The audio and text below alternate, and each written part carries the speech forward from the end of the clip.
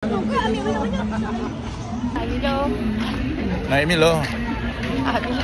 Oh, dah habis game dah. Kita beratur sini pula. Di sini. Budak Milo pun pula. Tak ada Milo kot. Budak Milo jangan. Pergi tepi. Budak Milo, Milo.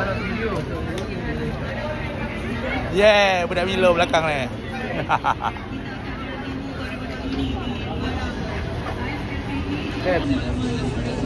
Kebaikan Milo. Kalau dia bagi free baiklah. Tak bagi free.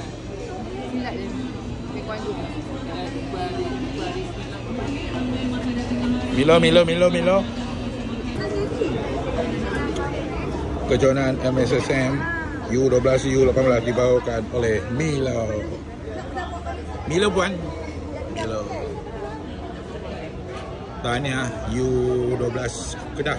Ini pasukan Putrajaya. Kemenangan dari sampai Pak Sajid buat 30 tahun. Kenapa? Tengok buat apa game orang. Okey, apa? Saya bagi ni kita punya penjelaras rugby di jabatan. So, kita minta Cikgu Yatin bagi ucapan sikit. Okey, silakan. Tak boleh. Okey, sebab ini kena keluar bawah dulu. Nafal ni.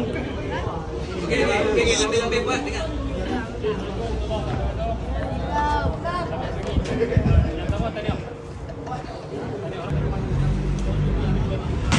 Tengok tu cikgu siapa tu beratur nak Milo.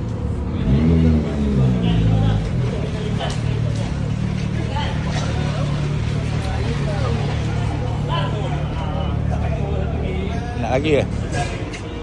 Nak lagi ke? Dah 3 dah. Air. Barulah air. Orang Kedah. Minum lagi.